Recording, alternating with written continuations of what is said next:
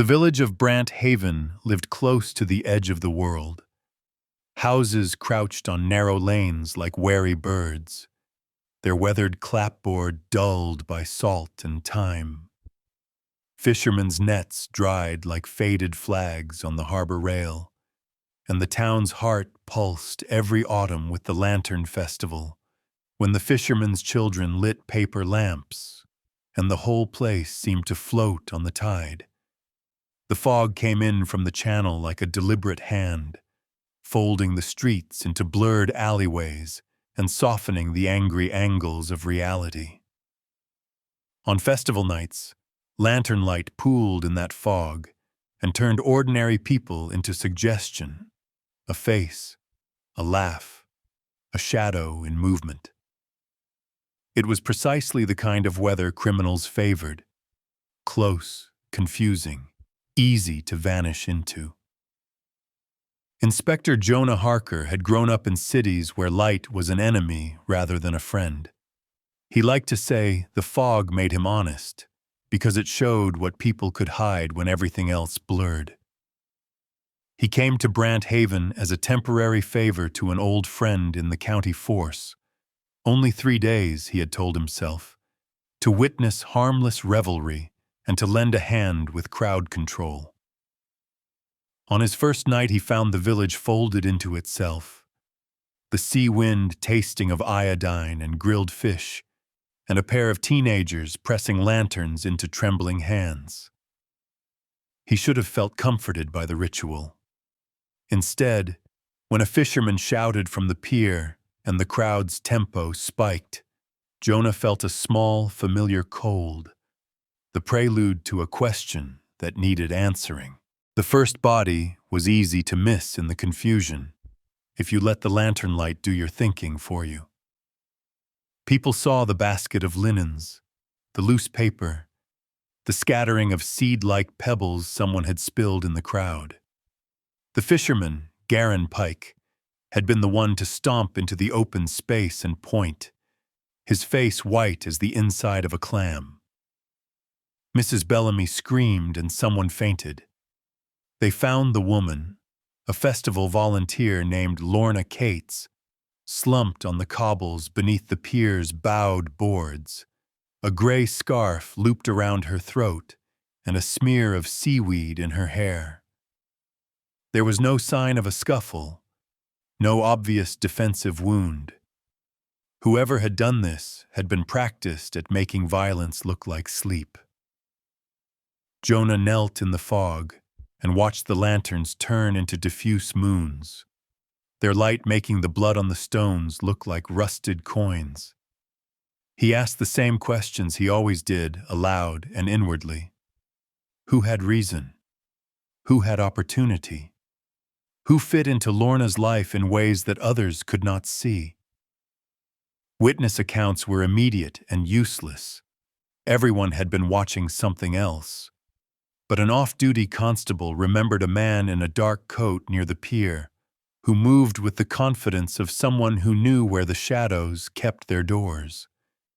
Jonah felt the village contract around the word murder. Not here, murmured more than one villager like a curse. But the village was here, and the body was blunt testimony that something inside its quiet could fracture. As the festival dissolved into police tape and murmured theories, it became clear that the killing was not a single, random disaster.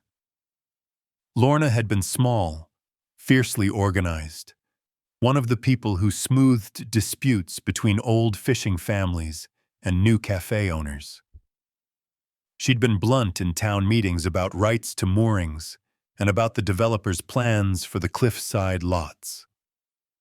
Jonah read a ledger she kept in pencil and felt the pattern sharpen into something human. Names crossed out, dates scribbled next to complaints filed with the council, an old grievance noted twice and underlined. On the ledger's back, someone had penciled a map of the festival route. A week later, a second body turned up at the foot of the stone steps leading to St. Jude's. A local councilman named Henry Dowell, who had signed off on the cliffside permits in a vote that had soured half the village's patience into anger. He had been found seated on the low wall as if he had been caught reflecting, and then suddenly died. His face wore the startled look of a man who had not expected his end.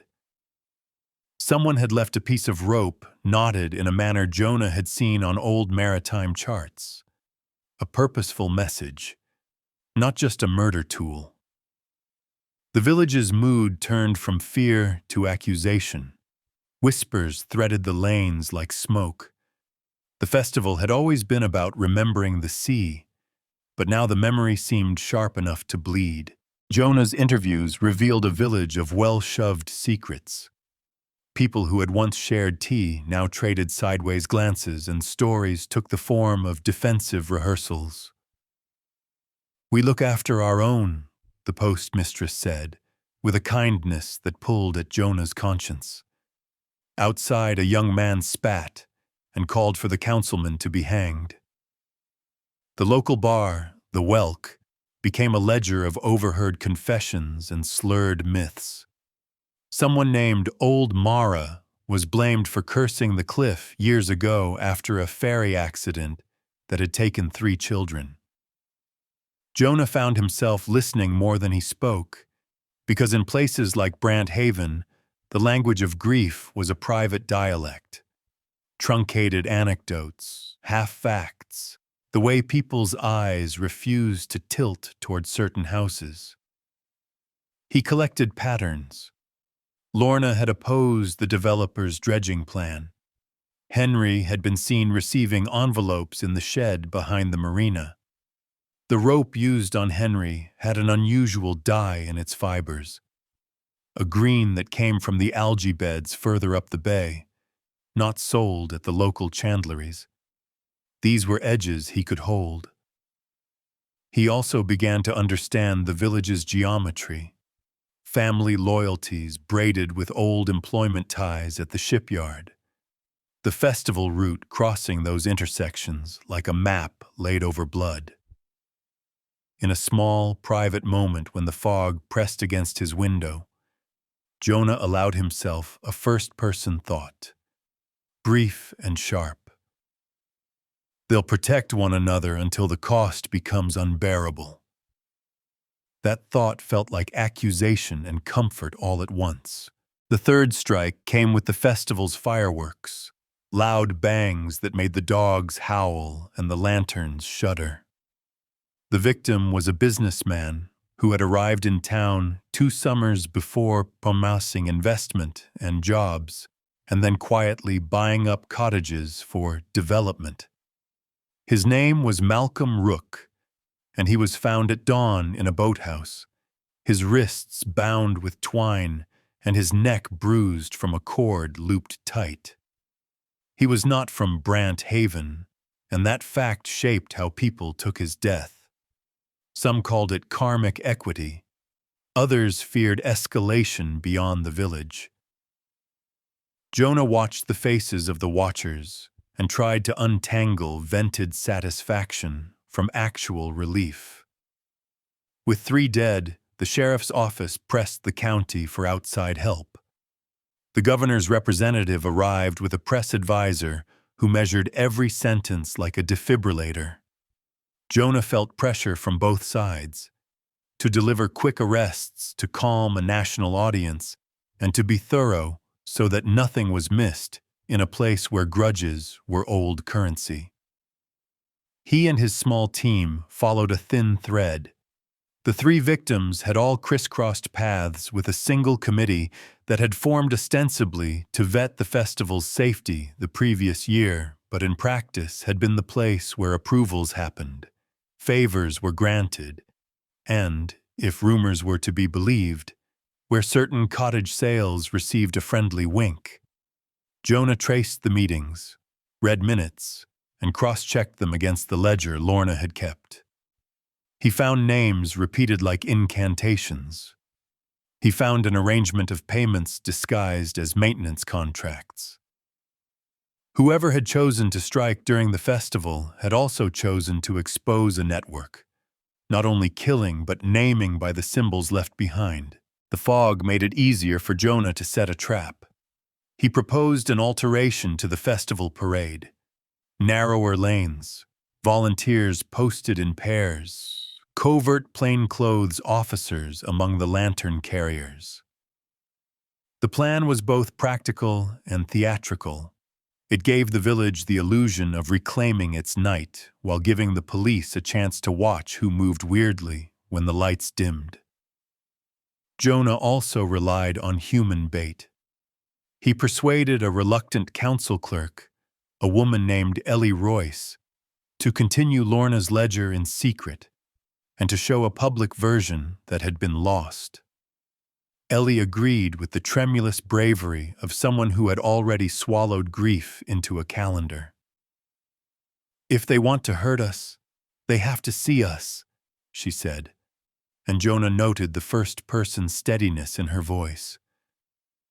Better the ledger alive than the truth buried in a drawer, he thought, though he would never have said it aloud to someone grieving. The night of the parade, the fog was a thick skin around the town. Lantern light made the procession a ghost boat on an inland sea. Jonah crouched behind a stack of barrels near the cliff path and counted steps like a metronome, watching for anyone whose gait shifted at the sight of Ellie. When a figure slipped from the crowd toward the quieter path to the cliffs, Jonah moved. It was an old man with a wiry body and hands mottled like weathered rope. He smelled of engine oil and dill pickles, as if he'd labored both on deck and in kitchens. Jonah's team closed in softly, and in the hush he felt a small and strange pity. When the man turned, Jonah saw his face, not the mask of a fanatic, but the bruise of somebody who had kept a hurt like a stone in their chest. Under interrogation, the old man told a story that read like the town's private history with the syntax of a confession. He was Harold Kane, a retired shipwright whose daughter had worked at the ferry that broke lines and sank one foul night 12 years before, when 3 children died and the council shelved the inquiry after a private meeting with a representative from the very developer who later bought the boathouse. Harold's wife had died of a fever not long after, and everyone in their family chain had found smaller deaths thereafter. Lost incomes, forced sales, a slow shrinkage of pride into paper forms. Jonah listened to Harold's voice crack into anger and then into an exhausted resolve. "They called it an accident," Harold said. "They called it paperwork. My girl was called a name she didn't deserve in the obituaries. I kept asking for the inquiry to reopen. The papers were lost. The ledger with the signatures was misplaced. Lorna kept asking also. I thought she'd get them to listen. They didn't. So I thought, if they can ignore what they did, make them look at what they did." His fingers found the rope in his pocket and drew it out like proof. Jonah felt the legal boundary close in around them.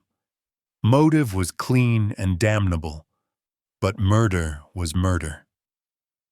The station's rooms felt suddenly too small for the history they contained, and Jonah had to remind himself that the law took up the slack the moment private grief turned to public violence. The aftermath was complicated in the way small towns always are when blood forces truth into daylight. Harold Kane confessed and was charged. Ellie presented Lorna's ledger to an inquiry that reopened old files. The developer faced sanctions. The ferry company answered uncomfortable questions. And the council found itself under a microscope that would not be satisfied with haircuts and press releases. Some villagers argued for mercy, saying Harold had been driven to the edge. Others still raw with loss, called his act monstrous, and said no grief excused a strangled throat. Jonah filed reports and witnessed statements and watched the prosecution team work through evidence like men peeling an onion. There were arguments over whether justice had been served.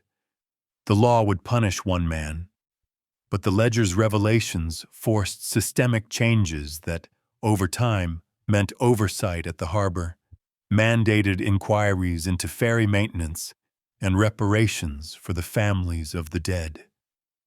In quieter moments, Jonah walked the cliffs at dawn and watched the fog lift like a curtain, the village's roofs appearing like props on a stage that had been rearranged. He sometimes caught himself thinking, first person again and without the room to hide the thought, we fix the ledger, but we don't fix the forgetting. That thought weighed in his hand like a coin. In the end, Brant Haven's Lantern Festival returned, though it was quieter and more watchful. Lanterns still bobbed like cautious planets over the sea. Children ran their paper boats with smaller, more exacting hopes.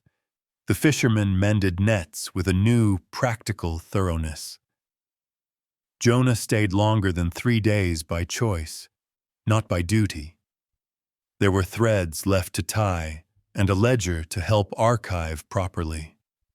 People would argue about Harold Kane for years, and some would speak his name with a curse, others with a benediction. Jonah kept one small thing from his time there, a scrap of the gray rope Harold had used, knotted and hung on a peg in his office to remind him of the seashore's peculiar arithmetic. Hurt accumulates where attention fails. On a night when fog stole the lane light and the sea breathed slow, Jonah would stand at the pier and listen to the village heat its bones against the cold. Voices drifted, a laugh, the clink of glass, a child calling for her mother. He thought about mercy and law, about how the two could sometimes bend toward each other, but rarely become the same thing. We will keep remembering, he promised aloud, not to anyone specific and not in any official voice, but as a vow that the fog could hear. The lanterns drifted on, small islands in a gray world, and Brant Haven, scarred, watchful, and stubborn, kept walking forward.